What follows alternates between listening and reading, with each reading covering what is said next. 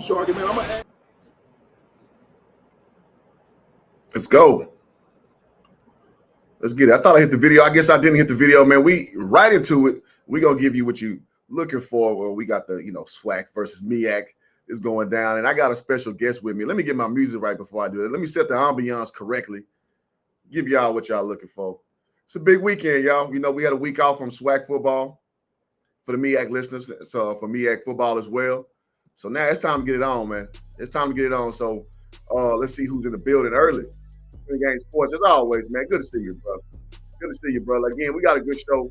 We got a special show with a guy I've been knowing for quite a long time. Without further delay, without further ado, let's bring him up here. My guy, Kenyatta Cavil.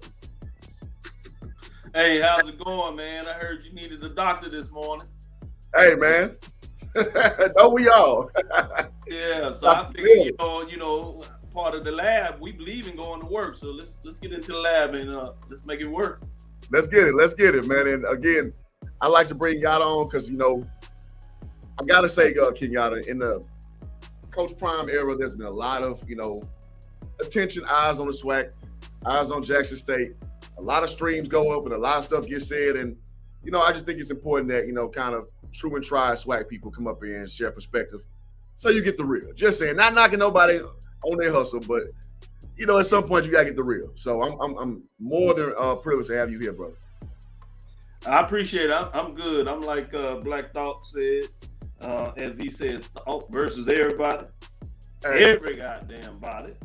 If I'm a walking institution, I'm a HBCU. So I don't think it's anybody more HBCU to me.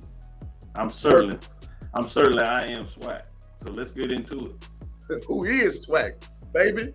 Well, let's get into it, man. We got the Nccu Dogs versus, the Eagles versus the JSU Tigers, man. So currently Nccu is standing at number 21 overall. Jackson State standing at number 5. So we got a big matchup ahead of us, man. So we know about, well, you know what? Maybe you don't know. So most people follow the channel know about the SWAC. They know about Coach Prime. They know about Jackson State. Let's start with Central, man. How good of a team is this, Kenyatta? Oh, this is a legitimate team. Those that hadn't followed the Meac, which means they certainly haven't followed the Eagles, they're solid. You just name dropped in a lot of ways that they're a top 25 team in the FCS.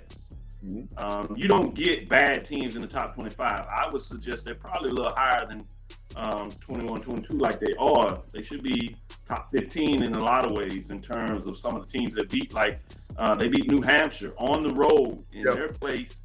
And that's a top 15 team that went to the FCS playoffs. They did that. They traveled on the road at the end of the season to Tennessee Tech. Now, that wasn't a team that had a very good season, but it was solid. A tough team, OVC, that plays pretty well in terms of some football there, and they defeated them.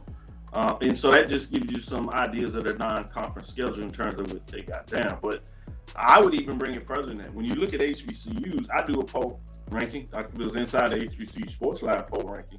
And I have them number 2. So this is in terms of HBCU football. Not only you have FCS top 25 teams, you have literally almost in everybody poll ranking that ranks major division HBCUs, they have these 2 teams as the top 2 teams. Undefeated Jackson State Tigers coming in at 12-0, and then a 9-2 North Carolina Central Eagles team. That is really close, maybe a late decision by the quarterback of legitimately being 10-1 as they lost first game as they got in the conference play to South Carolina State. That really fell apart after that loss, but they give you some indication that you have 2 teams. This is the most wins by 2 teams playing in the Celebration Bowl since the second or third one, and so second most, I should say, then with 21 wins. So they give you some indication too, just how successful these 2 teams have been over the year, particularly in this case, as you asked about North Carolina Central. We'll get a chance and we'll talk about some of the superlative players, and that'll give you an indication too when you talk about Meac offensive, defensive players of the year. Yeah, agreed. And also another common opponent they had is Campbell, man. They had they lost to Campbell. They got dusted off pretty good by 30. So, I mean, it's kind of hard sometimes when you go to common opponent because you don't know the exact circumstances. You know, if a guy was missing or what have you, and I'd be sitting here lying to you if I knew all the idiosyncrasies between, you know, the situation. Whereas we know Jackson beat Campbell by 8, and it was a pretty, you know, good football game overall. But, you know, we saw that North Carolina Central, you know, fell apart a little bit with Campbell. So I did want to point that out as well. They also beat Alcorn. I know Jackson didn't beat Alcorn, but Alcorn didn't make the SWAC championship. So we can kind of, you know, get a feel for how good this team is a little bit, you know, with those 2 games as well, added on to the Tennessee Tech game, as you said it, in New Hampshire. So we set the backdrop that, because again, this audience is familiar with the SWAC. And shout out to Miss Diva, man. Good to see you, Miss Diva. So we've established that this is a good football team, obviously winning the Meac. So let's move the conversation a little forward. Let's talk about the coaches. So with Coach Trey Oliver, as we know, he's a standout player at his alma mater, which I love to see. I love to see guys go back to their school. He was a standout punter and a standout cornerback. And now he's going back and pouring back into his program. He had some stops off in the SWAC. So just, you know, from your expertise, you know, let's talk a little bit about Coach Trey Oliver, man. He's a player's coach. Tends to be a little younger, so he can relate to him a lot. Obviously, he came from the HBCU sphere. You explained to everybody directly in terms of what he did being a player, alumni of North Carolina Central. But he was with those folks that are a little more familiar with the SWAC. He was the offensive coordinator at Southern University when they were having some great runs, which set him up in terms of what. Then he did some work at North Carolina A&T when they were on their great run. So he's familiar with building programs, having winning programs, and he's going to have his team focused and ready for this game. They're not going to lose this game because they weren't prepared. That's not going to be the problem. They get beat, it's just because Jackson State came in and got more things done throughout the game than North Carolina Central. Yeah, and this is kind of like reminiscent of last year, man. When the game came up, you know, Coach Pugh had his South Carolina State Dogs ready to go. Jackson was coming off, you know, on the proverbial high horse, and they were well prepared, and we know how that game shook out. It was a mollywop. So I'm sure on that second, on the inverse, I'm sure Coach Prime has his guys ready to listen, man. I don't care what these records say. Well, we shouldn't get embarrassed like last year. Now, I know this year we got a whole bunch of other stuff that could be potential distractions. And from what I've seen, I don't know, man. I can't speak on something I'm not intimate to know, but it seems like they kind of had that. They have that corral. So we shall see if that shows in the game. Maybe Carolina State gets up early.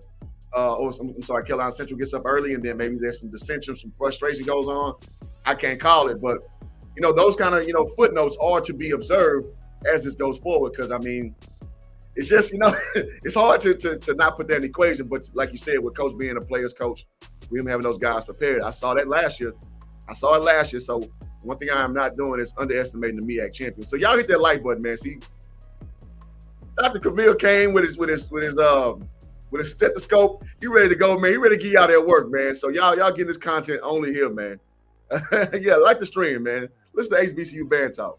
Yeah, that's my brother Frank. So you know I was gonna bring it. Make sure that you asked for the call. The doctor was on call, so I certainly made sure I made the house call in this case, coming in with your fans, the hoop jargon. So a little bit more in terms of Jackson State. One of the things that was unique about Jackson State that I'm not sure everybody thinks about, because I agree with you, in normal circumstance with a lot of change, there's two things that a team can do. They can galvanize and come together. As you know, you lived it in terms of basketball. When things come, you can fall apart.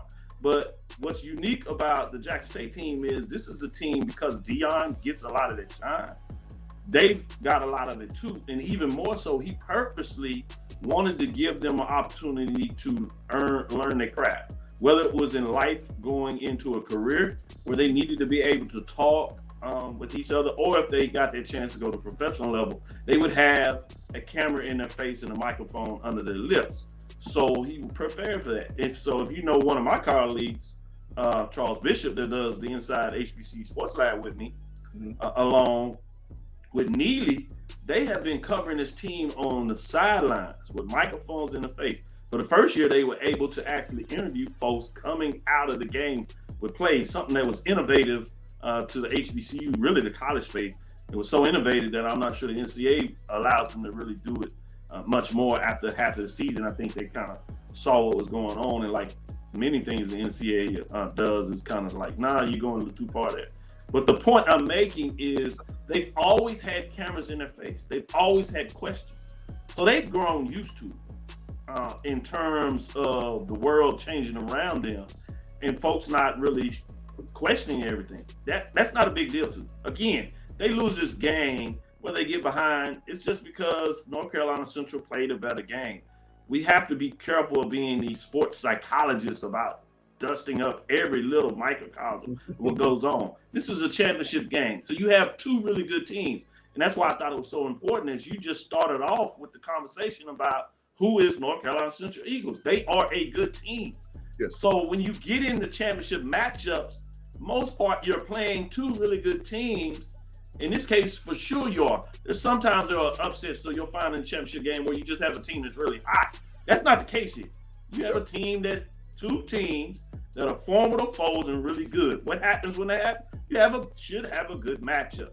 So those are the two things I would say about Coach Prime. Everybody knows that he's used to having cameras in his life. So absolutely. The fact that he's taking a job doing airplanes, remember, this is a guy that played two different sports at the highest level on the same day. I guess he didn't play the baseball, but he was there. And if he got called in, I'm sure he would have did his thing, if not get a hit, stolen the base. But yeah, he played literally 2 games, getting off a helicopter to go from football to baseball in the highest part of it, the World Series. And he's played both of them at the high level. He went to a World Series, won Super Bowls. So this is not a big deal to him.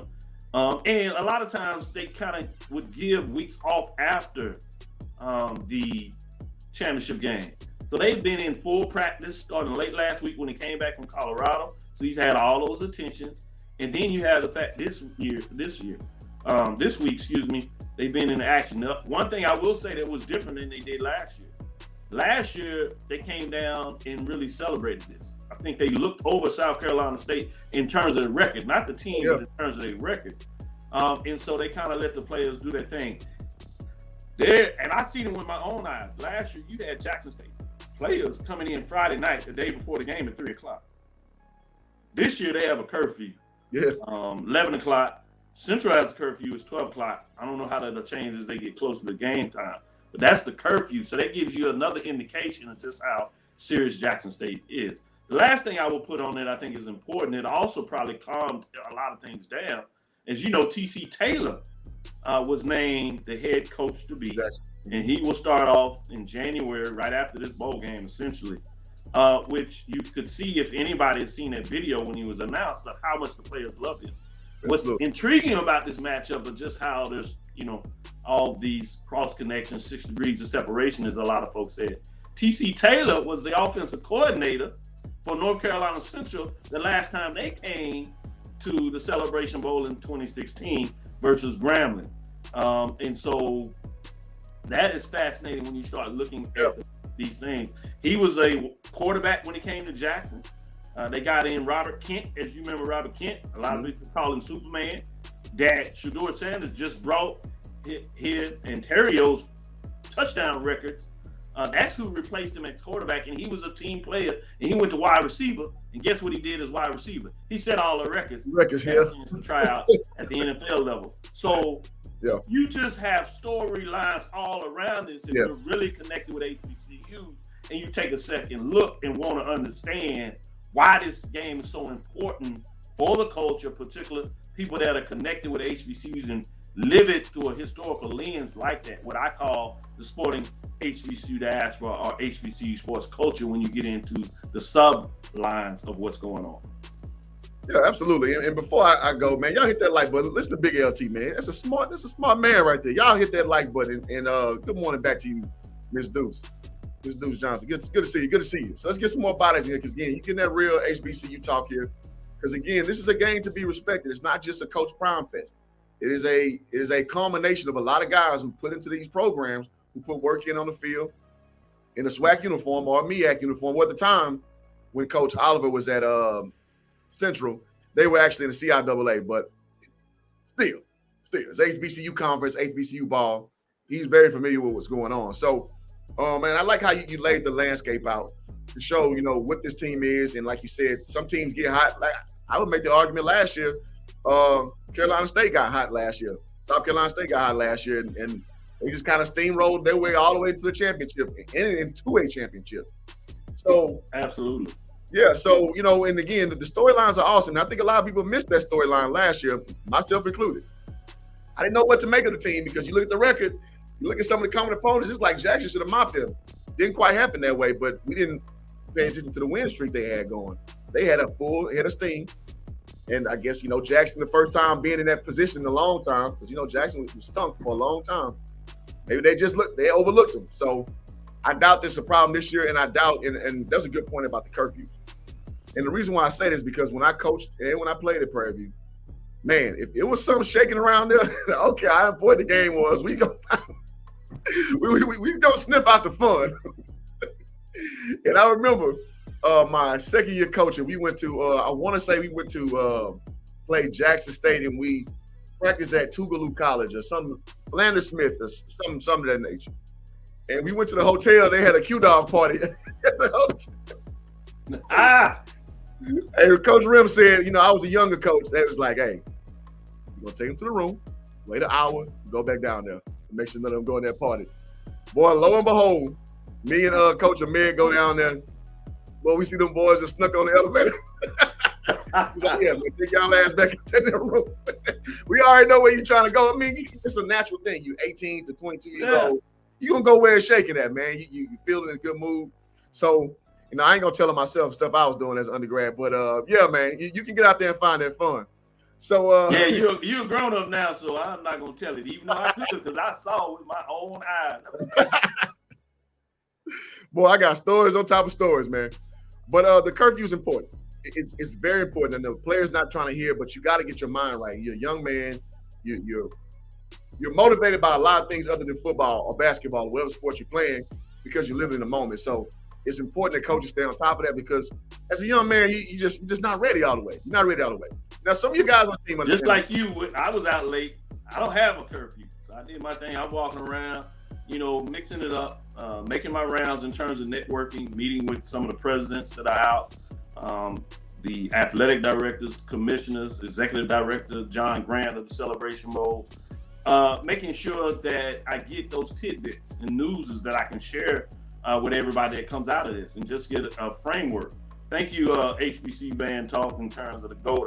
Man, I mean, that's heavy to hear. So I appreciate that support and that acknowledgement. But as I was saying, I bring that up because there were a couple of coaches, the younger coaches like yourself, that were down there monitoring to make sure that they were adhering to the imposed check-in time. And so that was fascinating there. But to get into some of these players that I know you want to get into. Yeah, let's do that. Well, before you do that, Kenyatta, okay, go ahead. Appreciate y'all coming in. Y'all hit the like button. Let's get more bodies in here. Shout out to American Pastor Travis. Good to see you again. Say what's up, boo. Dr. Cavil. Shout out to the chat. Mr. Stephen said the Q-Dogs. Hey, chill out, man. It's 858 zone over here, man. It's me and my frat up here, man. Oh, yeah, this is 06. You see this black and gold. Come on, man. You calm that down, Mr. Stephen. Now, shout out to the Qs, though. Shout out to the Qs. Okay, so, let's start talking about the team. Let's talk about the players, guys to watch out for. So let's start again on Central side. We all know that Davius Richard, dual threat quarterback, fast as all get out. He issued with 2 bills and 1 bill, 2 in the air, 1 on the ground is what I call it. He got all those big play abilities. So from your vantage point, what's your evaluation of this kid? He's nice. He has another year, so he gets a chance to mature even more than he has right now. He is going to be a pro prospect, in the free agents type, maybe lower rounds at best. But he's big and strong, and you see the league moving in that direction, obviously, when you talk about what's going on with the Philadelphia Eagles. And I'm not saying that he's anywhere close to that, but I'm saying he's in that mold in terms of his size, 6'3". He went 183 for 290, like you said, 2,473 yards, 24 touchdowns, 10 interceptions. The quintessential dual threat. And he's big. So he's not somebody that you can bring down easily. He doesn't necessarily get back to run, and he's not just fast as you see some of these dual threats. He's more of an elusive runner, and he's a purposeful runner. When he sits down and he sees lanes, he'll take them and gash you for huge yards at a time. And he does it key to get, first downs when nobody's open. So he looks to pass, and he's better than average passer. He can certainly get it done in that manner. But very smart quarterback. He will make a mistake here and there. I told you a little bit earlier, he threw that interception against South Carolina State when they had the chance to win the game by a field goal, and they were inside the red zone. So that gives you indication there. He did it against Delaware State as well, but they were able to get it done and get the win against Delaware State, unlike what they did against South Carolina State. So he is prone to maybe make a mistake here and there. Some people say that's more to do with the offensive calling at various times.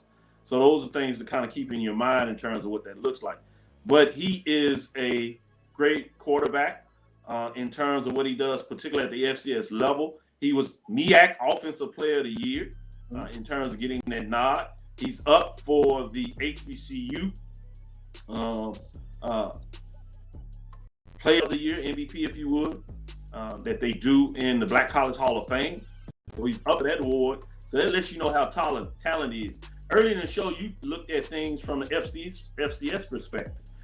There are folks that rank FCS quarterbacks. He was ranked in the top 15 to give you an indication that he is one of the best quarterbacks in the nation in his position. So that is something to keep your eyes on in terms of this matchup when we go to the other side and look at what we're saying. Yeah. And I agree with all that, and what he's put forward with his offense. And we'll talk about the running back as well, Collier. But they are the number one total offense in the Meac.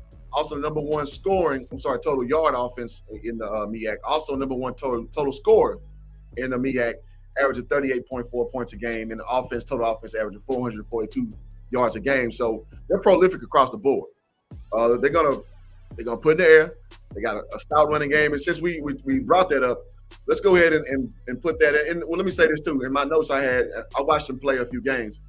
That you're right. He's not fast, but he's quick. He can beat you to that edge, or he can fake and cut inside. And again, we talk about big gashing runs. One game in particular was, man, he just obliterated Morgan State. With 6 touchdowns, they tore Morgan up. And as you know, Anton Sewell, former Prairie View, not alum, but a former Prairie View coach, for a good little time under Coach Frazier.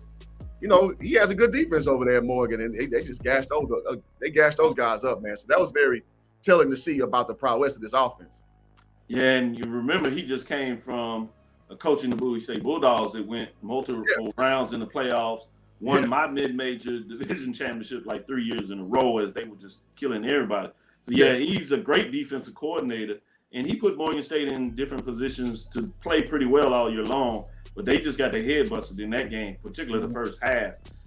This is just their first year, so you got to imagine that Morgan State is going to continue to climb. But back to the question at hand, when you talk about North Carolina Central, listen to some of these scores. They played North Carolina A&T that was in a hunt for the Big South Championship until they lost that last game, literally what seemed to be a championship game for the Big South. After getting things rolling and getting stuff done, they defeated them 28-13 that had a pretty good defense. They come back on Winston-Salem State, which is a Division II program. They beat them 41-0. They beat New Hampshire that I told you about. They put up 45 points on the top. Yeah, that's impressive. Team, right? New Hampshire, 45-27, and that was on the road. Obviously, they did what you're supposed to the Virginia Lynchburg. We can kind of throw that out. Put up 59 points. 14 was that. They have that stump in the road, which is really where everybody's questioning because Campbell played both teams. Campbell put up 48-18. That was a road game for North Carolina Central, the Eagles. Campbell came up in that game, played up-tempo. So it'll be interesting to see if Jackson State maybe think about doing a little up-tempo in certain times of the game to see if they can make that work, because that's a lot what Campbell was able to do, and obviously has North Carolina Central been able to make the adjustments since then. Then they come back to that Thursday night game against against Morgan State, where North Carolina Central put up 59 points, mollywopped them, as you said. Then they lose the game to South Carolina State 26-24. That's one where they had like 2 interception, touchdown call back. So in a lot of ways, you look at the stats, they dominated the game. They just made too many mistakes and turnovers, but they bounce back. They defeat a tough Delaware State team, 28-21. They defeat Howard that tied them in terms of the conference standing, 50-21. That was a home game. They defeat Norfolk State 48-14. They beat Tennessee Tech coming from behind.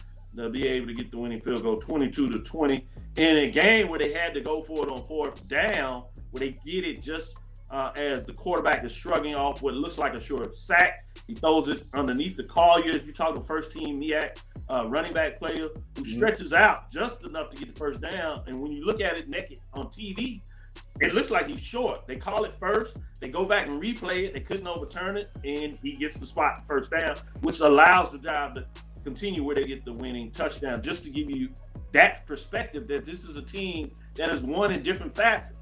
So nothing is going to throw them off their game. Let me add this real quick too, Kenyatta. They actually was up on Tennessee Tech early too. They got up on them early. Sure did. And then on the road. So, I mean, hey, man, this team can put up points in a hurry. So, with a game that, I understand Tennessee Tech had the greatest record, but one thing I don't always go on is just your overall record. It's about, circumstance, conference, this, that, and third, playing the OVC. There's competition there, Tennessee State and others. So they show that they're resilient and they can put up points early. So a few things you can extrapolate from that game. Yeah, I want to look at the matchup, the cornerbacks. One, will Hunter even play in this game? He got hurt in the championship game, didn't play the second half. So has he had time to heal? What does that look like? Yeah. Particularly that matchup, because he's able to take one side of the field away, essentially. He did get beat a couple of times in the game over the top, but that was unusual. We'll see what that looks like. But the reason I bring him up is Jackson State has another first team defensive back. They played well. It was all swag. He'll be lining up against probably E.J. Hicks, who had 30 receptions, 529 yards, 7 touchdowns, averaged 17.6. So they don't necessarily go to him a lot. But when he does, he gets big plays. So that's somebody to keep your eyes on in terms of receivers. They have multiple receivers that are active in terms of the approach for the game. They spread the ball around in terms of what that looks like when they go to the receiver. So that's some things. You talked about the running back of Collier, 159 carries, 881 yards on 8 touchdowns. Obviously, as I said, he was a first-team All-Meac. They got a little depth at the running back position, so they'll change it out. So this is going to be a formidable matchup when you talk about the defense of Jackson State, who likes to blitz you. They're going to come at you hard. They want to make the quarterback make quick decisions. They want to get him off his square. So it's going to be interesting to see what that chess match looks like, to see going back and forth between North Carolina Central's strong and potent offense led by everything Darius Richard versus the defensive strategy as you see with Jackson State University. Agree. And Ms. Debo, we got you. We're going to slow walk it down there. We're going to get you with the obviously the game to go. So I appreciate you tuning in. I got you. Shout out to Brian Turner, man. Very, very knowledgeable brother. He says, Meac school, especially North Carolina State, are dominant along the lines of scrimmage. J-State certainly has the advantage on the outside, but they'll work cut out you against NC's O-line, the defensive line talent. Yeah, I think that's one of the things that we've heard over the years about the offensive line and defensive line in the Meac. And I think they're strong. I think maybe the first year or so you could say that over Alcorn, but quickly SWAC teams started understanding that they had to get stronger and bigger up front on defensive line. That's no longer the case over the last couple of years. The other thing that I think people don't necessarily realize is, like, all of these games, the last 6 games have been close in terms of, except for one game. And even that game was a 2-touchdown game before it kind of got blown away by A&T over Alcorn, that 66-point, 41 game. That was crazy. But you got a 1-point game in there. You got 2 touchdown games in there. So if you're that dominant over another team conference-wise, you don't have close games like that. You got to remember, coming in this game, see, people's memory, I'm not going to let you get away with that. When you talk about the first 5 matchups, you had North Carolina A&T. One of them, they were undefeated coming in the team. Now, they had a 1-loss Grambling team, which is the other matchup where I say it's quintessential. It looked much like this one. But in those matchups of those first 5, 4 of those times, A&T came in as the favorite. Let me say that again. The Meac came in as the favorite. What people fail to realize is because there's so much attention on the SWAC, because people just go in on the SWAC, and there's so much rich history and culture. We talk about the SWAC, people in their mind think that we're saying that the SWAC is better. And a lot of that time, that is just people celebrating this SWAC in terms of the conference, their teams. That's totally different than when people break down the matchup, when a lot of people brought into the fact that when you looked at it, who was actually the favorite in those matchups. So a lot of those matchups went in the way of who was the favorite team. Obviously, at the time that Grambling beat Central, Grambling was the favorite. It was close. They got it done in that matchup. So those are some things to keep in mind, that there's not much difference between these two conferences. Over the last couple of years, when you go and look at those matchups in the regular season or the Meac Challenge, they're even. They're at 500. Season was 3-3 against versus SWAC and Meac. The last 2 years, the matchup in the Meac SWAC Challenge is even. So these two conferences are even, and that's why you get such great games when they come together and play each other. Yeah, I agree, because I mean, it was a point where it was a lot of disparity. Like the Meac was just dusting us off like every year. I want to say this about 10 years ago. Like every year, man, it was just big. I remember when Prairie View, when we played Bethune-Cookman, it's like 55-7 or something to that effect.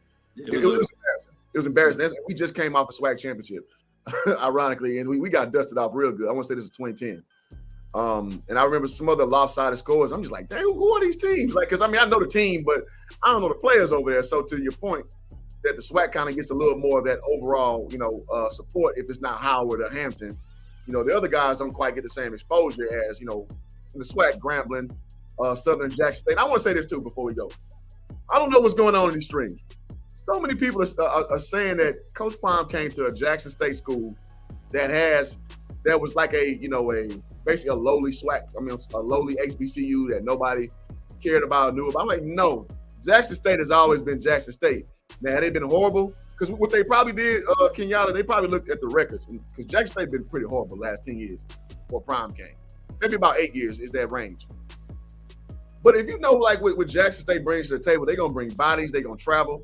And me and you are two Prairie View men. We know that come at a premium, man. Having fans that's willing to come to games, every game, willing to travel. You know that we need to work on that over on our side of the world. So I was just like, where y'all coming up with these opinions from? So I know you probably they don't worry about them folks. They listen to these folks that are not serious about their trade, and they're just trying to get likes and stuff, that throw stuff out there, which is embarrassing to African Americans and Black people that we ready to tear down our own. But people don't take the time to go do their homework or go listen to folks that really can tell you about the history. When you talk about Jackson State, that has 4 Hall of Famers. There's so much in terms of what Jackson State brings to the table. It is a Black city with a Black mayor that actually is galvanizing and doing things that really lets you know the deprivation of what happens in this country if we really want to get to the root of things in terms of racism. But many people are scared to talk about those issues in regards to how they deal with institutions. And so how you treat your institutions is really how you feel about yourself in terms of Black folks. So if you're ready to tear down the institution, all you're saying is you're prepared to tear down yourself and your individual. So that says more about you as a person than what it means to an institution that is strong as Black College. And there's some facts that we need to get out there in regards to that are just incorrect in regard the facilities. In terms of what they did to update some of the facilities. People talking about Prime gave up all his check. No, he gave up partial of his check for 1 year, right? Yeah. And he got that money back once it was done. What happened was he wanted to make sure the facilities were completed before the athletes got back, which makes sense to me in regards to that. But it was already being built. In fact, when he got there, if you go look at the first video, you can see VP of Athletics, Ashley Robinson, actually showing him what they were putting together. Now, he did some things that he normally does. When he saw the opportunity, he made sure there were certain things in there that took it up a level. But the plans to have it built were already there. And so I think there's some things that people are misconstruing. There's a video out there where a person puts a clip versus an interview with somebody else, and they purposely clipped it in such a way that it gives you a different mindset of what goes on. But if you go look at the whole video, you see what Coach Prime was referencing, and he was telling it as an offshoot, not as a matter of fact statement. So that's the world we live in with social media. That's why it's important. Frank, could you get out here, Clifford, in terms of making sure people can get honest and open information. It doesn't mean we can't have fun, but nobody's out here going to allow you just to have misinformation, straight up lies on folks and act like we don't know what we're talking about. Now, if you want to be a part of the culture, and we're open, we welcome. But if you're not serious about this, you can go somewhere else. And I know it's your show, but I'm just going to be truthful with it. Hey, man, it is what it is, man. I've learned, I've been trying to come on these streams and kind of clean up a few of the funny facts, as my guy Dane Irvin would say. Shout out to my guy Dane Irvin. Because people would take a half truth and run with it, and so it's important. Mm-hmm. You know what I mean? Now, I will say this: I'm glad that people care enough to speak on it, because as we know, SWAC, Meac, football, CIAA is fading to obscurity as far as public perception and media coverage and things of that nature. So misinformation kind of comes with the whole thing. It's just gonna come with it. Everybody's not gonna be 100% accurate. So I like the fact that people care enough to report about it. So it's just like, okay, phase 2, let's start cleaning these narratives up. Let's not just run with every little thing you heard on the gossip blog and just report as truth. Like it's called nuance. So I would say this though: if you're gonna be serious about your craft, you need to be serious about your craft. That's fair. That's fair. So as Keith said, it's Aubrey and Reagan keeps press on quarterback. The JSU secondary cover the middle. Nccu quarterback and running back run the delay up the middle. We should be fine. Shadeur don't hold on to the ball 4 seconds and out. Yeah, I agree when he breaks down that defense. It's very true. Aubrey Miller, who was Defensive Player of the Year, the SWAC can kind of switch the narrative and get a little more on Jackson State in terms of what they do. Reagan, they're gonna be solid. Now the question is in terms of them tackling in space, which is trouble for any team these days. How are they going to be able to tackle in space, and how much is Central going to be successful about having time to get the ball to get the players in space? So that's the little inside matchup that you want to watch. That people will say will go either way. I mean, fans are going to support their team, and that's nothing about that. But those are things that I think for the general fan that wants to understand about the inside of the game, what they want to watch to kind of figure out why things are happening or what things may go in certain ways. That is a key matchup. Then when you get to Shadeur as a quarterback, he will slice you up. If you give him time, he'll be able to eat you up on the deep threat, but he likes to get the ball out of his hands quickly. So it's going to be interesting to see the defensive backs of North Carolina Central. How do they play the wide receivers of Jackson State? Do they try to press them, man, or do they play them in zone? If you give them space for the short passes, they'll eat you up. And they are patient to walk the ball down the field, even though they will eat you up going on top. So this is going to be fascinating.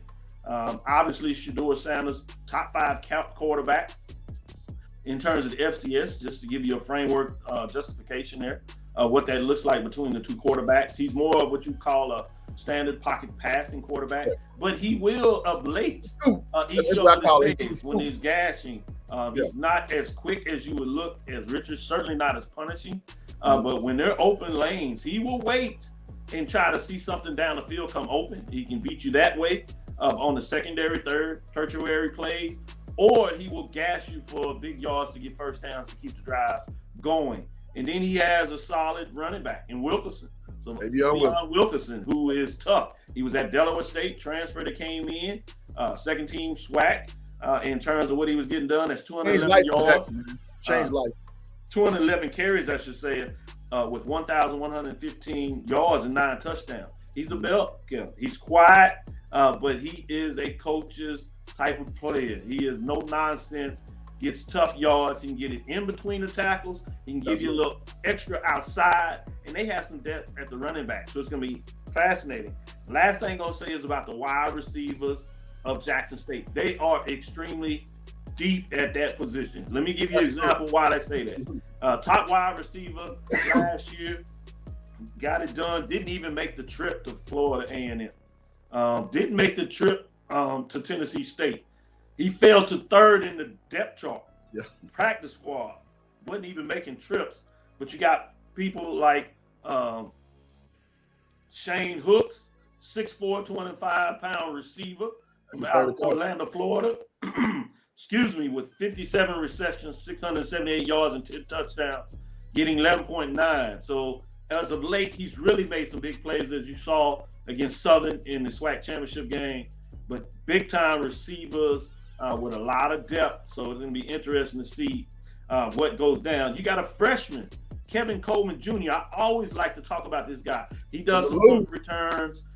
He's a freshman that came in with that vaunted recruiting class. He was a 4-star, right? Wide receiver, top 50 player in terms of that recruiting class when everybody was focused, rightfully so, on the number 1 recruit, Hunter, right? Travis Hunter. But he's been able to make some big plays and get in there and get some done. He got a touchdown in the last couple of games, came on late, 26 receptions, 373 yards, 2 touchdowns, 14.3 a carry. So it's going to be interesting to see what that looks like as he got a touchdown in the SWAC championship game. So just to give you some other ones, you got Dallas Daniels, Willie Gaines. So they are deep at the wide receiver position. So that's another thing to see who will come out and make some big time plays for Jackson State. So I'm interested to see those matchups. And we can get back in terms of looking at the trenches where the game is really going to be decided. Absolutely. And you know, it's funny, all those guys you named, one dude I always bring up who ain't getting no touches, who has been a big addition to our high school, is your boy Quaydarius Davis. He ain't really getting hardly any touches, man. And he's supposed to be like your little Debo Samuels, 2.0 kind of guy. So it just shows the testament of how deep that receiver core is. And I don't know what his plans are, once it's official and Coach Prime moves on, if he's gonna stay over with Coach TC or not. But I would love to see him break out, man, because watching him play at Skyline, man, that kid is he's dynamite, man. It's just, you kind of get lost in the shuffle sometimes. So we shall see how that goes forward. But again, it's a testament of how deep this receiver core is. And it's a pleasure to watch. So great points. Yeah, and so we talked about some of the superlatives of Jackson State's offense. Now, what it actually put up was number one total offense in the SWAC, put up 447 yards per game to Central's 442. Very close.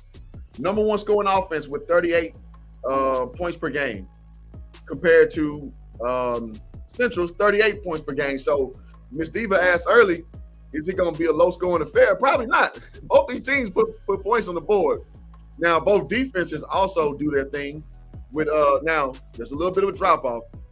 Defensively, Central, they put up 326 yards per game, where they hold teams to 326 yards per game, which is second to Meac. And scoring-wise, their defense will score. So they put up 20.4 points per game defensively, where Jackson, on the opposite side, allows 233 yards per game.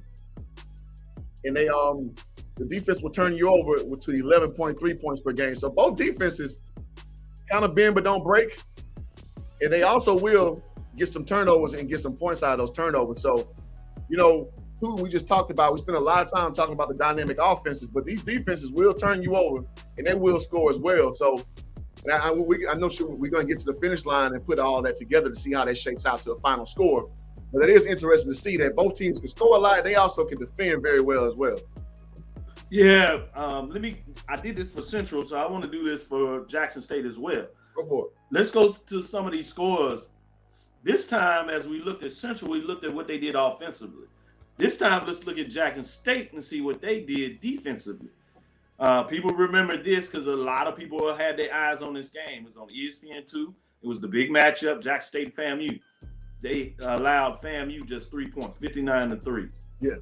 Against Tennessee State, they held them to 3 points, just the field goal, 16-3. Jackson State kind of had what you would call a blowout game. Explosive game, putting up 24 points. But Jackson State put up 66. Against Valley, they held them to 49-7. Alabama State, they really played them close and probably was the toughest defense that we've seen them play all year long, particularly when you talked about the height of Alabama State's defensive backs and how they were able to control that wide receiving core where they scored late in that game to kind of pull it away. But defensively, guess what?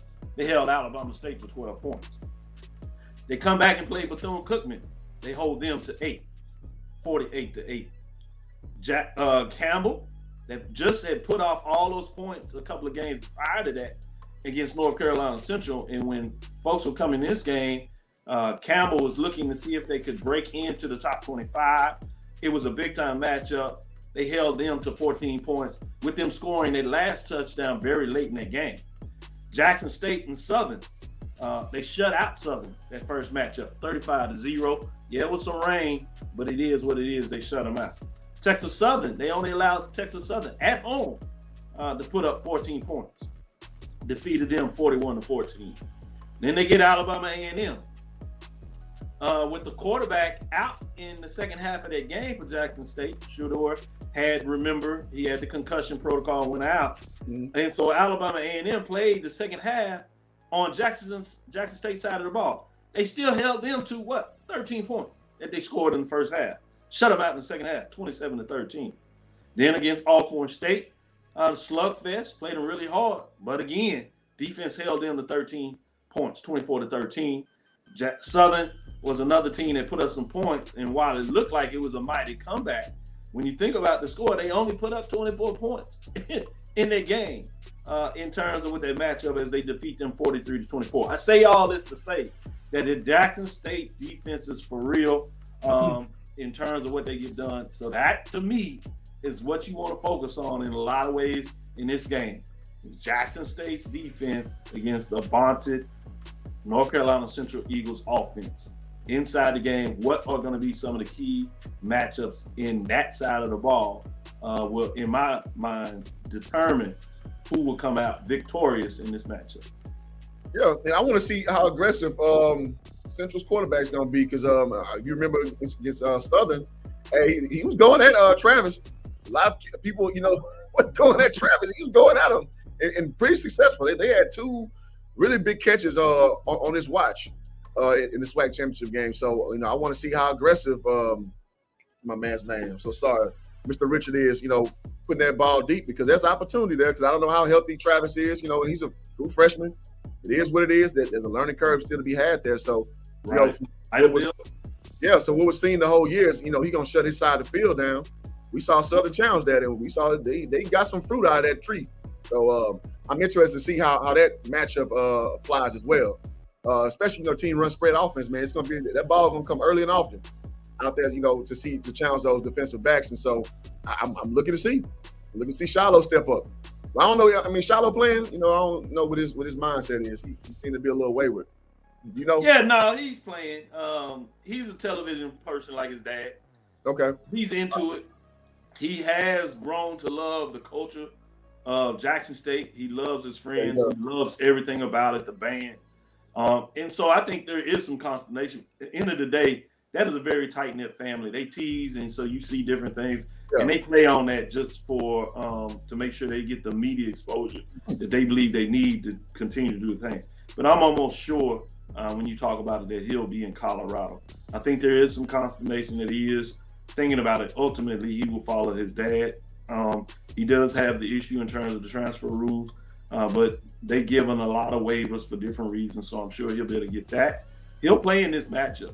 How much will be determined in terms of what type of offensive plan that they see ultimately they come up. And you talking about Dennis Thurman. You just know that he's going to find a way to shut down the offense of North Carolina Central. The question is going to be, will his players be disciplined to stay in the framework of what he says they need to do? So that's going to be interesting to see what that looks like. And so, yeah, they're going to be fascinating in so many different ways in this matchup. So I believe Shiloh is going to do his thing in this matchup.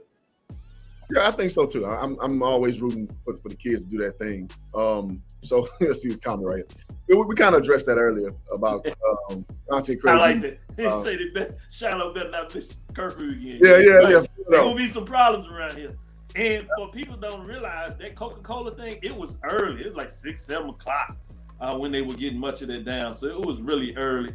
And so, like you said, I can give you insight. I've been here. I got here on Wednesdays. You can see I'm in the hotel, shutting it down just so everybody can see. With the helmet, we'll travel inside the HBCU Sports Lab because we're going to knuckle if you buck, as they say out there. But I maneuver around because I want to bring that information to you all, because you hear different things. I want to give you some eyes that you can't have until you get here, or if you can't, you have to watch it on television certainly would like to see that support. But yeah, it's going to be fascinating. These folks are serious about this matchup. You can see the players as they're getting ready. When they bust in, they came in off the plane.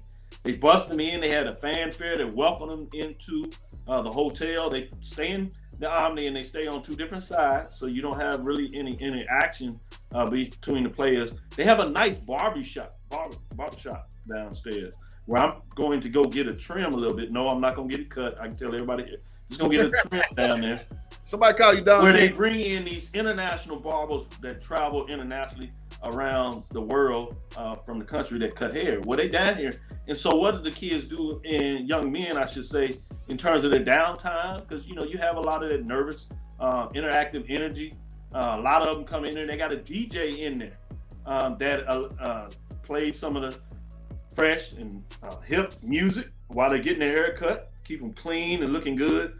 They feed them really well in terms of the Coca-Cola event. Tonight, they'll have a champions dinner at the College Hall of Fame that is literally right next door over there in its state of art. They bring in previous Black College Hall of Famers. They bring in ESPN, Jay Harris to do the MCing event. It is a top-notch run event, and they won't for anything, and they treat them first class. They have nice gift bags that they do when they shop when they get a chance to do the gifts for coming to the bowl game. And so these young men and some of the women, in regards to the trainers, they get a part of that all as well. Treated really well in terms of coming to this bowl game. That's awesome. That's awesome. That's what you like to see. You like to see the progression. You see the guys getting that first class treatment because, to dispel the rumors that playing this level, that you're going to always get the minimum and all things that nature. So I'm definitely glad to hear that. Come on, bro. You trolling. You trolling, so they're not that good. Stop it. I'm not even going to argue with you. All right. So, so we talked about the matchups offensively and defensively. Yeah, it's goofy stuff going on sometimes. It is what it is. And so also on the defensive side, you got Khalil Baker over there for Central. So that's going to be a guy to watch, if you're looking at the game as well. So let's get into like what we think the score is going to look like, the predictions of how all that stuff that we had, how they all collide together, and how does that come to a final score. So what do you got? I won't tell you who I'm picking because I'm going to save that to my show. All right, fair enough. That's fair. I can't give you all the shine, but I will tell you this. That's cool. I think what will happen in this matchup, it'll start off kind of slow with the defenses really dictating a lot of the matchups into the second quarter, certainly third quarter. That's when you'll get a couple of more explosive plays, whether it's due to turnovers or big plays down the field. You see a lot of that. And so I think overall what you'll see is a pretty low-scoring game in terms of this matchup. Okay. Yeah, I think the worlds collide is a big thing. I think as long as Jackson never been really got a lot of points put on him, so I don't think today that starts. I like that school of thought. I just know that Central has the ability to put those big points up. I don't know if they went up against a team like Jackson just yet with that front seven so stout and that defensive backcourt so stout. I don't know. This has been one of the harder games to predict. So I'm gonna run along the lines where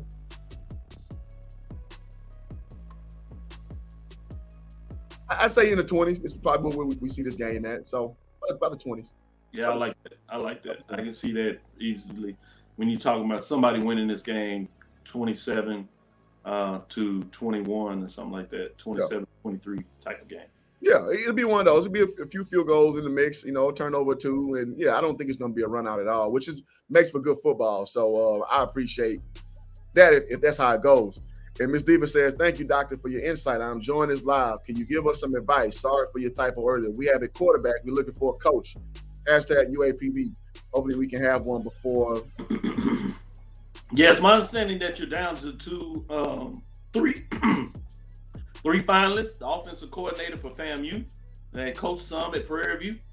Pretty solid coach in terms of what I've seen about what he do. But you also have Coach Barry over there at Benedict. You saw what he did this season.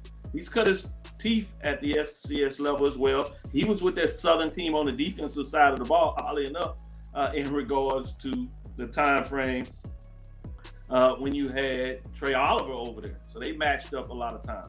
So I think, in my opinion, if those are your three finalists, obviously you have the guy from Presbyterian, known at the high school level where he never did punt the ball.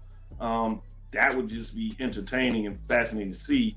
But I wouldn't have him as a serious candidate. I think Coach Berry is the one that you want to go with. I had a chance to interview him and acknowledge him as our mid-major Division II NIA HBCU national champion a couple of weeks ago as they finished the season, going undefeated in the regular part of the season, 11-0, and then they lost that second round as they had a bye in the Division II playoffs the first time they got there. But he has the ability to recruit.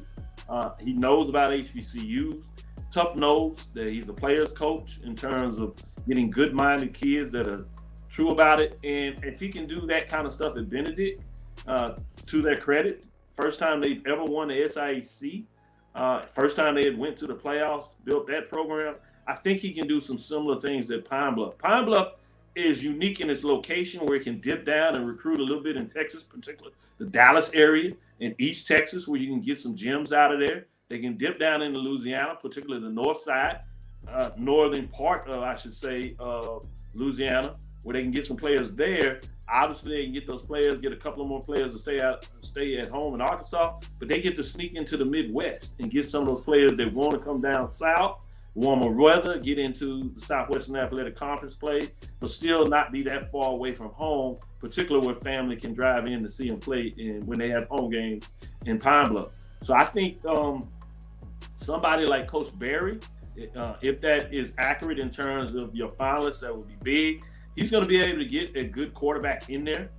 You all have seen when Pine Bluff goes on its cycle and they bring in a solid quarterback, they have some ability to mix it up and have some winning programs and get into that championship game. And that's what you want. That's the direction I would say that you want to see. Keep your eyes on for Pine Bluff as they move forward. The Golden Lions. Golden Lions. Just go there and just give those recruits a blindfold so they can't see what's going on.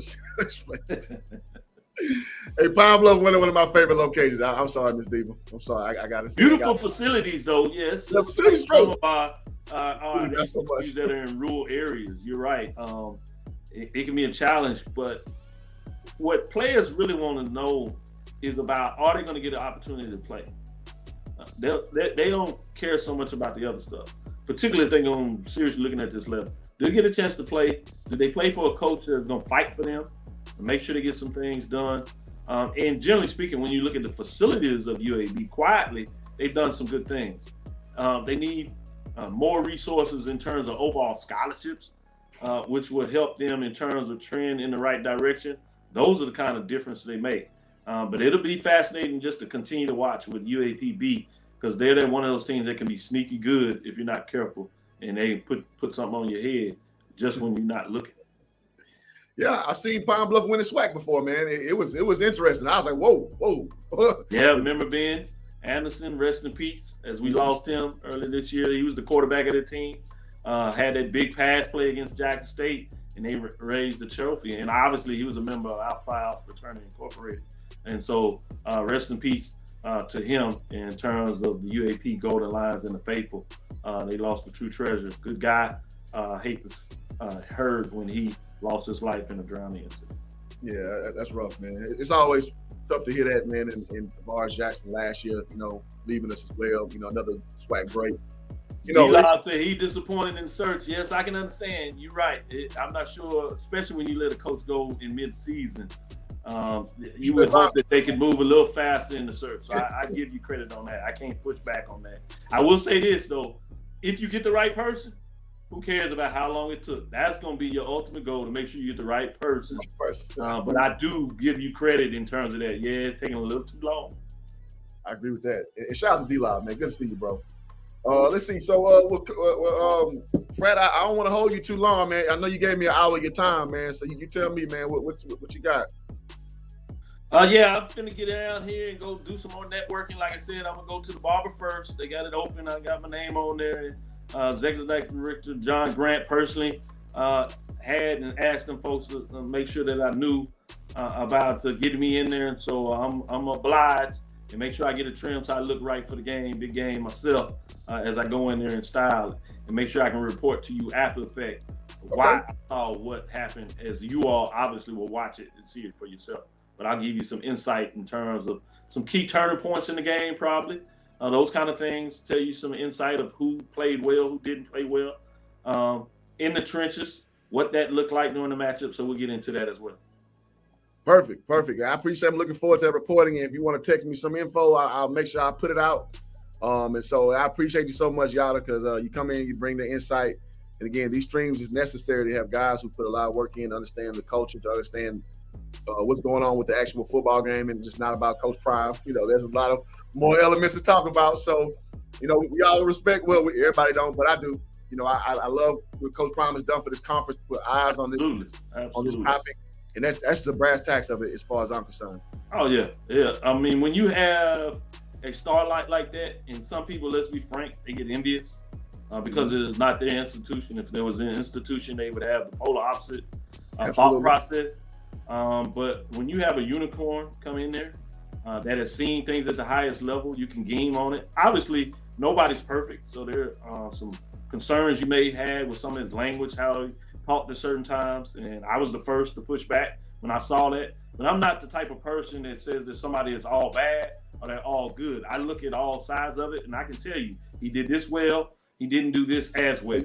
But when you add up and you put him together with a strong VP of athletics, Ashley Robinson, when you put him together with a strong commissioner, Dr. Charles McCullough, when you put him together with the expansion of FAMU coming in, along with Bethune-Cookman, you elevate everything. So the heightened stuff goes.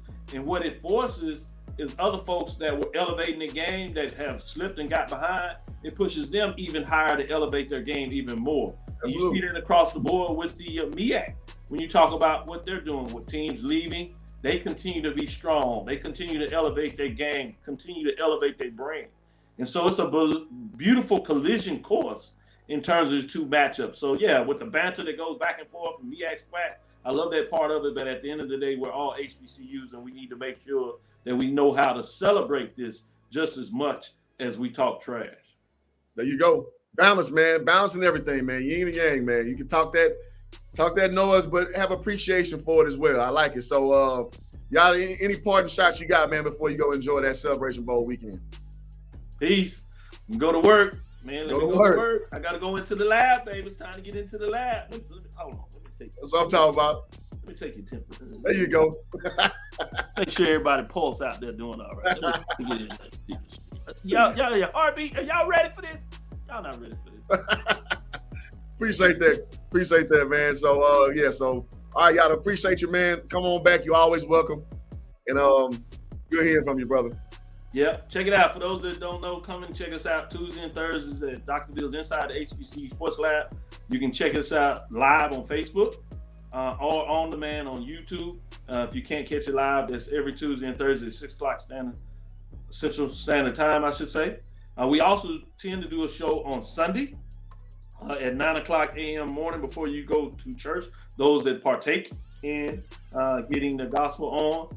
But this Sunday, I'll be traveling to Las Vegas from here to see the second set of games for the Chris Paul HBCU Classic that will feature Texas Southern, North Carolina A&T, as well as Hampton and Norfolk State. So I'm interested in those matchups. I'll follow those on Saturday because they come on television right after the Celebration Bowl. I know as a basketball head, what you really get into, I know you're interested in those matchups as well. We'll close it on this as we transition from the turf and the grass to the hardwood. Man, I know we break everything down in the SWAC in terms of just one collection of records, but if you look at it like we do in football, what would be the West Division is going to be dynamite when you see what Prairie View is doing in terms of its non-conference game. You see Texas Southern always doing in terms of what they get down. And then you slide over to Louisiana. There are no slouches. We just saw with Grambling. I know you talked about those big wins they've had. They're playing some good basketball, very tenacious. And then you go down to Southern Louisiana with Southern, and they're playing some good basketball. And let's even dip over to Mississippi because you got Alcorn that would be in the West as they are football. And that's the assistant coach over there that was at Prairie View that's won the regular season last year. Look what he's doing in terms of his non-conference play. Man, those top 5 teams are going to be juggernaut, and you got to believe that somebody out of the East is going to figure it out and get in the mix. But if those matchups that are already heated rivalries that go back and forth in terms of those home and away games, as you lived it on the road, it's going to be fascinating to see basketball as thing. We close out on this football, we get into basketball, and I'll be ranking those top 5s on my show on Tuesday to let you know coming out who is getting it done in his non-conference. Got to give some love to the Meac because I know you got those listeners. Norfolk State and North Carolina Central still have a juggernaut, and it seems like they holding tight. Howard is solid, Morgan State, but it's going to be interesting when you talk about those Elite 8 institutions in the Meac for basketball. Yep. Hey, there you go. You laid it out perfectly. So appreciate you, Kenyatta. The next time, thank you so much, man. Thank you. You know I had to give you some basketball love. Yeah, man, I appreciate that.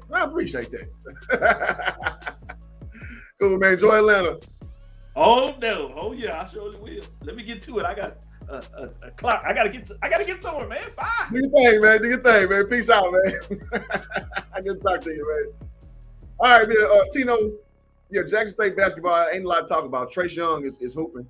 Trace Young had like 7 threes last night. They lost to Texas Tech or something like that. But yeah, man, the basketball team is they good. They just can't win. They can't pull the wins off. So I don't know. Let's see. You go to bots. Now, hey, I tell you what. Instead of head spectacular. Kenyatta, you still in the back? You still want to talk? Let's bring you back. I'm good. It was I heard you, and I was just closing out on Mississippi State. They played in some classic last night. Had to lead late in the game with about 8 minutes left, and then Mississippi State kind of went on a barrage of threes to close it out. But 10-point game, I think, was the finish, so they stayed in the mix. And you're right, Trey Young is playing some good basketball. But they can't get a lot of wins. They played a really tough non-conference schedule. They didn't have the mixes between the mid-majors and low-major programs. They had a lot more major division programs, and so that was reflective. One thing I will say, as I really do check it out this time, because I got to go to this appointment. Yep. This is the first time I've seen in the SWAC where everybody has a win this late in the season. Yep. And in this case, everybody has at least one Division I win in the SWAC except for FAMU. So good things are happening for basketball. You saw what they did in the Pac-12 Challenge where they went 4-3. Yeah. They have one last game. See how that went. Obviously, only 6 of them were counted, so the official tag was 3-3. But yeah, SWAC teams got it done in that Pac-12. Shout out to the Pac-12 for putting that on display where they would actually come into the arena of some of these SWAC teams. So a good deal. I was at the Arizona Texas Southern game over there. Got to see Prairie View against Washington State, and obviously watching and saw Grambling in terms of what they got done against Colorado. Hey, like I heard on one of the streams when Grambling beat Vanderbilt, the announcer was saying that the transfer portal is a great equalizer. Hey, all this stuff of old ain't what you see today. Just saying. Yeah. Well, I'll let you close out with your folks. I just wanted to add that when you said a little bit about basketball, because I thought that was fascinating. Great point you made. Yeah, absolutely. To all the listeners, I just want to say thanks for showing me love. You all continue to support my man, Brother Franks. All right. Appreciate it. You call me Brother Franks again. It's my frat brother there. So we both members of Alpha Phi Alpha Fraternity Incorporated. So he's also used to be at the games when I played ball at Prairie View, man. So it's always good to have Kenyatta here. So with that being said, I open it up, man. If y'all want to talk about it, let's talk about it. Some of y'all banging in the comment section. So yeah, if you want to come and speak about the game, you want to speak about what you see, I got about another hour in me. If y'all want to do that, we can do that. Yeah, Jeff would say the transfer portal is a gold mine to most coaches. Yeah, absolutely, man. Listen, man, it's the great equalizer. When guys not getting play time and they want to step up and get more opportunity, hey, the transfer portal is right there. You don't have to sit out anywhere. You can move from conference to conference. You can move up. You can move down. Now, if you move down, there was always, kind of the thing you can play immediately, but now you can move within the conference. You play immediately, so it's a great equalizer. Oh, let's see. I'm full circle with Dion. Atlanta Falcons. Hey, there you go. There you go. The Lone Break Negro says, "Is anybody else Jackson State team without the last name Sanders?" Yeah, we named a whole bunch of them. We named a whole bunch of them, brother. Thoughts on the Lakers OT loss? Lakers gonna Lakers. We are not a good basketball team. We are not a good basketball team. Let's see. All right, so we're gonna do that. Let's see. So I would say it would be a low-scoring game. Yeah, I think middle to low is probably gonna be what it is. Because again, when we're going over the numbers and going over the defensive prowess, both these teams play really good defense. Both these teams play really good offense. So now how that could break off is one team in one capacity just have a astounding game. That can mess up the balance. So you can have a run out. But if you just put, if we play this game on paper, then yeah, it's going to be a low scoring affair. But we shall see. That's why they play the game. Shout out to Nico Savage up here, man. What up, Nico?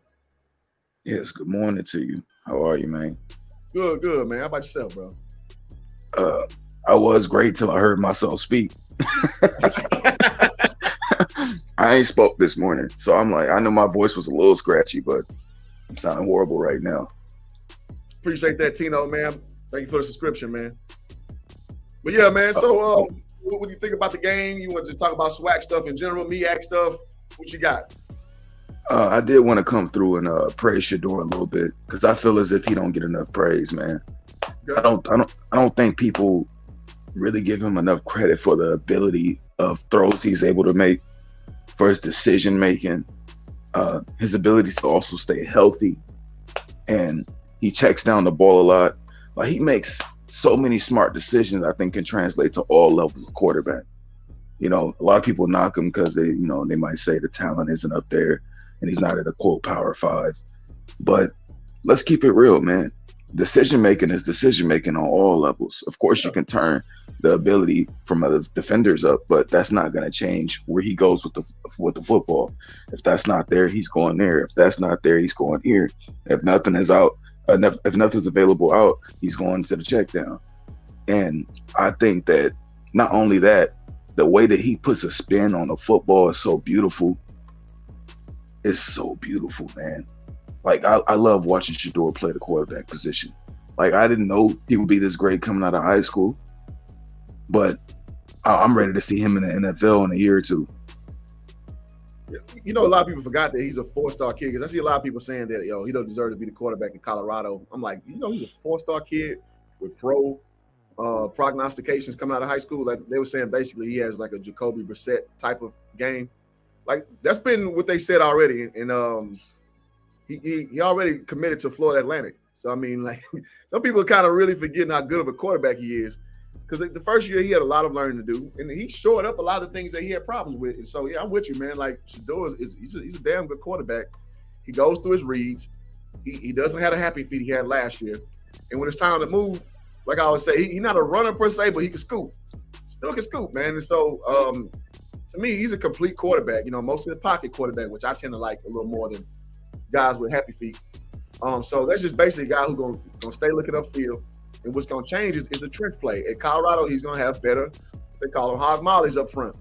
So he'll have more time to survey and do what he does. So yeah, man, I'm with you, bro. I'm with you all the way with that Shador slander that tends to happen sometimes. It's interesting. Yeah, I mean, I could respond to being asked. He was in the Heisman race. How is he not being, I guess, appreciated? The thing is, right? The Heisman race. I think he was. Go ahead. Yeah. Because the thing is, right? I think in name only he was. I don't think he was actually in the Heisman race. But go ahead, bro. Yeah. Like, the thing is, he should have actually been in the Heisman race. You know what I'm saying? Like, that's the real difference there. He wasn't there. He shouldn't be a name there. He had an amazing season. Well, I get it. He might not have ran the ball as much as USC's quarterback. Well, I don't know his name right now, because he is an amazing dual threat. I'll give him credit on that. Yeah, Caleb, I'll give him credit for that. But the thing is, right, Shador, when you just cut on the tape, you say, I don't care about what school he's playing for. When you just look at quarterbackery, it's some of the best quarterback play that you can see in college football right now. And that's why we can't give him credit for being in number 20 on the race or number 15. He actually needs to be in that top 4. There's no way he shouldn't be. And I just think that he's about to go to Colorado, and as much as people think Coach Prime is what's about to change the culture, that good quarterback can also. Yeah, I agree. Listen, man, I've seen a lot of bad SWAC quarterback play over my years. And Shedeur, I'm not trying to pick on the kid, but when you can see the difference between him and JP Andrade. When JP come in, he has some throws he can make, but you see a difference between like a SWAC level quarterback and a guy who's just universally a good quarterback. And I think a lot of people who don't see that, they will see next year. Most people are very reactionary, so I mean, it is what it is. That's just the way of the world. But I think that from what I saw from the progressions of where he's going to be, especially with 2 years on his belt, playing on that level, I think he's going to be just as good, if not better. So we shall see. With more support that he'll get, playing at University of Colorado, he seems to me to be a kid like, now I don't want to go too far with this comparison, but like LaMelo Ball, in the sense that you put him on the level, he's going to meet the level. And so a lot of people, if you remember things in context, he left high school, he went to play ball overseas in Lithuania. They was like, oh well, he playing against this BS level, man. When he play against some real high school talent, he gonna be sorry. He left and went to Spire Academy. They say, oh, Rocky Watts is better than him. He's the third best player on the team. He went there, dominated. He goes over to Australia. Oh man, he too light to play Australia, man. That's real ball. The BBL, that's a real, not the BBL y'all thinking about, but the actual BBL. No, sorry, the NBL. Yeah, NBL. It was the NBL out there in Australia. He went there, took that team over. They had Aaron Brooks, former NBA pro, on that team. Josh Boone, former NBA center, took that team over. So he's gonna meet the level. He played for the JBA, his dad's league. Oh well, that's JBA. He ain't playing nobody. Goes, gets drafted. It only becomes a rookie of the year. So it's like some guys just have that translatable talent to make my point broad, but like tight. And that, to me, Shedeur has translatable talent. To me, for sure. And just because you brought Rocket Watts, right? Have we heard about Rocket Watts since? No. Hell no. Because I remember that, for a lot of us that have followed the Ball family, we've been hearing the slander since the inception of us following them. And they've been talked about what they can't do at every level. And they show you that they can do it. When you have instincts like that, I'll put it like this, intangible instincts, right? Yeah. They are something that you cannot see from the average person watching the game. They might see it, but they don't know how to understand that this is something special. And that's what LaMelo Ball brings to the game of basketball. And that's what I see Shedeur brings to the game of football as a quarterback. I see him getting to the next level. And I'm gonna say it. I see him being on the level of Patrick Mahomes. Maybe not with the wild amount of throws, the cross bodies and the no looks. I don't see him doing that. But what I mean is his ability to. The reason Patrick Mahomes is dangerous is not because of the wild throws. It's because he knows where to go with the football in most times. Whereas most other quarterbacks might throw an interception, he'll take a check down, or he'll run out the pocket. Something simple. And he also has some decent receiving targets, but I do see Shedeur being that great. Y'all can quote me on it, and we can come back and visit this when he's there. Okay. I wouldn't go as far as Mahomes, but personally, but no, I mean, Shedeur got star talent in him. We'll see if he unleashes that all the way. I just think he has translatable talent. Like he's going to be good on whatever level you put him at. He just is. I mean, his dad to me has put that in him, where he's not afraid of the moment. He's not afraid to be great. A lot of kids, man, their main problem is themselves. They're inside their own head. Yeah. And coming from a guy who played Division I sports, I mean, like sometimes coach may put some expectations on you that may be a little outside of your comfort zone, and you overthink, you think some more, and before you know it, you don't even know who you are.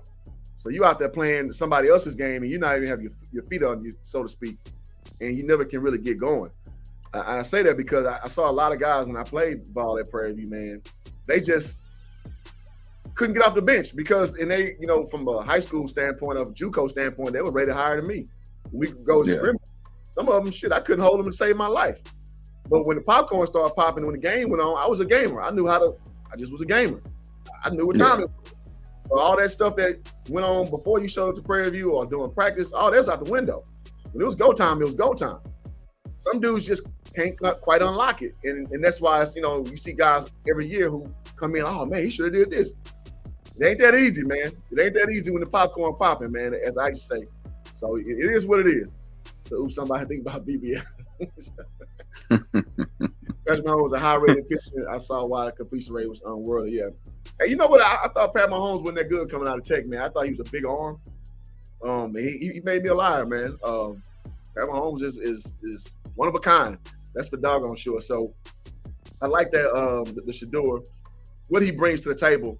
Also, who else? Could I extrapolate on that? So go ahead. Because I don't want people to be like Patty Mahomes. Like, it's a reason I say that because, for one, before an arm, right, Patrick Mahomes is a good decision maker and sneaky athletic. And I'm gonna give Shador the title of being sneaky athletic. Mm-hmm. He knows when to take off. He has just enough speed to evade defenders. Absolutely. He has a big arm. He doesn't have to always set his feet well to make an amazing throw. And I think that's what separates a lot of quarterbacks, right? It's all decision making. Quarterback is decision making. They can all throw the ball. Every last one of them could throw the ball. Yeah. But decision making is what separates them. And I see Shador being a great decision maker on the level of Patrick Mahomes. That's fair. I'm with you, man. I just I hope he just keeps getting the support around him, which he will. I mean, if we're being honest, and I know somebody in the chat earlier said that the receiving core is overrated, which I highly disagree with that. When he goes to Colorado, it's just going to keep getting bigger and better. That conference is like perfect timing. That conference is actually going down, obviously, with USC and UCLA leaving the conference in I think 2 years. So man, it's right for the picking. Let's see. AP says seriously, who I saw him the first season at Texas Tech, and he was a generational talent. He could throw the ball like Roger. Well, yeah, but I've seen guys who could throw the ball and let it rip too. Like what's my man name? Jamarcus Russell. Jamarcus. Wow. I've seen guys who has had a big arm. It escapes me. Oh, your boy Blake Bortles had a big arm. Garbage. So I'm a little scared, man, when you got a huge arm and you don't have a lot of the intermediate stuff just yet. It scares me. Well, I'll say this too. Maybe some Texas Tech bias. I've seen so many bum-ass Texas Tech quarterbacks come through there, like Sonny Cumbie. What's my man name? It's about 4 of them. 3 or 4, man. They all break the passing record. I believe that was under Cliff Kingsbury. All these dudes kept coming and just being bums in the NFL, so I kind of lost trust in Texas Tech's farm system. So, maybe it was biased. That's about. I'll be honest. Go ahead. I'll say I became a believer after I seen that 700-yard passing game. I'm like, ain't no way he's making all these throws and all the right decisions for 700 yards straight. I've never seen it before, so that's why I had to become a believer. Never in my life have I seen it. You know what? Go ahead. Now I've seen guys like Tommy Chang in Hawaii put up like 600. So I mean, I don't know, man. I've seen guys. Tommy Chang, man.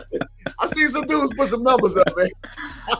It was the type of throws too, Like it wasn't just the pure yardage, but it was like his ability to read a defense. Like let's say this, right? If he had never thrown for anything over 400 before that game, that ability to, when you hit that zone, when you cross over to that next level, you got to stay at that level. And that's what he did, because it's easy for him to go right back to being a quarterback that's not doing that. But that was one of his last games at Texas Tech. And he took that and he learned from it, translated it to the next level. A lot of guys fall back below the bar again, but that's what shows your true greatness, when you reach a level of greatness and you stay there. Yeah. Consistency, man. Like some dudes can't handle being up top and you fall on your face and the expectations comes in the door. So yeah, I'm with you all the way. Say they couldn't improve like him. Russell or Bortles couldn't throw off different angles, and well, I mean, we didn't see the angles yet with Mahomes. We just saw him just chucking that bad boy up the field. So, but again, I mean, I was wrong, so I ain't gonna argue on why I was wrong. So I was wrong. Everybody seen Brett Favre. Who can let that thing fly? Your boy played for the Bears. Just a Jake. What's his name? Jay Cutler. Jay Cutler. Jay Cutler was a beast. If you go look at his high school, college, Jay Cutler, he could hoop too. Jay Cutler was a beast. Yeah, he just couldn't. I mean, he was a good NFL quarterback at times. He just couldn't put it together, man. So I don't know, man. I just, Ryan Mallett's another one with a strong arm. Who's that? Ryan Mallett. I remember him. Ryan Mallett. Shoot, there's another one too. I want to say Matt Jones. He played at Arkansas. He just couldn't. He could run too. He's fast, big old quarterback. I think he got switched over to receiver in the NFL. But I don't know, man. Again, like when I see people mess the mold up, man, I got to reset. So yeah. Again, I missed the boat on Pat Mahomes, and I own that. Tommy Chang, Hawaii put up. No, yeah, Hawaii was they were crazy. And right after him, Colt Brennan was right after Tommy Chang, who kept it going for Hawaii. Boy, I used to really, really be into college football back then. Deion played baseball. It's a great sport. Hombre Nico was hilarious. Only seen Steve Young, an average quarterback. Only Steve Young, which had an average BYU career, did well in the NFL. You know? JSU practicing at Georgia Tech right now, making history preparation. There you go. University of Incarnate Word is putting up basketball numbers as we speak. The offense is explosive. Check them out tomorrow against North Dakota State University. I will do that. And Incarnate Word is a school that moved up from the D2 ranks. They're out there in close to San Antonio, Texas. So, yeah, I'll be checking those guys out. Appreciate that call out there. Shout out to Kenyatta. He texted me, thank you, man. Thank you for being up here, bro. Chad Pennington had a strong arm. I thought he had a weak arm. I thought it was out. NFL had a beast. NFL is a different. Oh, yeah, hell yeah. Mike Leach used to put up crazy numbers at Texas. Yeah, every quarterback Mike Leach had putting up numbers. Again, Sonny Cumbie. Well, I can't think of these dudes' names. I don't want to Google it. I don't want to cheat. Dang, I can't think of it. I got to apologize for me because I ain't watched college football much probably since Derrick Henry entered the NFL. So I apologize to y'all, man. That's why I seem a little bit linear talking about JSU only. Fair enough. At least you can focus in, y'all know. I know, man. Hey, Texas got plenty of them, man. Another one is Abilene Christian that moved up to Division I.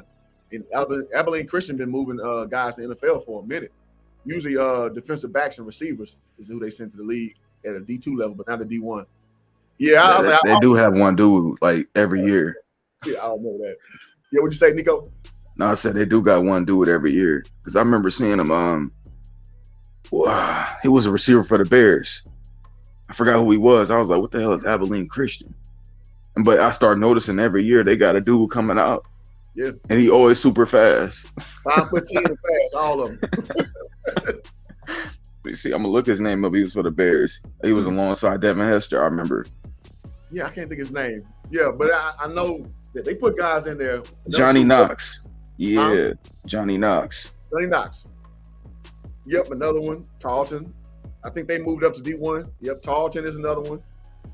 Man, it's just a lot of Texas colleges out there, man, that put up good football. So, yeah, absolutely. Let's say who is that coaching edge, X and O, JSU or Nccu? Man, now, as far as a coach who's put in work and is putting the time, I got to say I'll probably give it to Coach Oliver. But the thing is, man, you're only as good as your staff. And to me, Coach Prime got a top-notch staff. So, that's a great question. I would say if we just going head coach only, I would give it to Coach Oliver. I give Coach Oliver the nod over Coach Prime.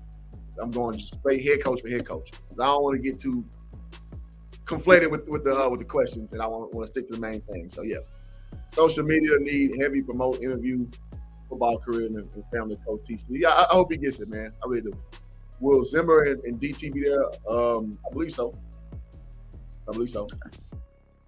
That was an intelligent response you gave. What's that? In reference to which coach, because I think that it's a certain level of swagger that certain people bring that bring the best out of you that X's and O's cannot. And I see Deion Sanders as being one of those guys, right? And I've even said this with LeVar Ball. I don't think that LeVar Ball is an X's and O's guy. I think he just know what to do. And he has such a know of what to do that it transcends do a pin down or set a hedge here. Like it's a level of knowledge about them, a level of energy behind them that could just push you a bit further than the X and O's. So if you wanted to go X's and O's, I'm not going with Prime. But if I needed just a coach to bring some certain energy, an environment, a culture, a know how to win to the team, I'm taking Coach Prime easily. But X's and O's is a whole different slash to any sport, to keep it real with you. So that's why I want to get credit with that one. Yeah, what you're talking about is the Moxie angle, which is true. Like, I mean, some coaches know all the X and O's and couldn't motivate a fly to a pile of what. So, those things do come hand in hand. You need the know-how, but the ability to inspire and motivate, because that does lead to more production overall. So I'm not disagreeing with you at all with that. It's just, I try to keep focused on the question, and like you said, he asked X and O's, so I'm answering on the basis of X's and O's.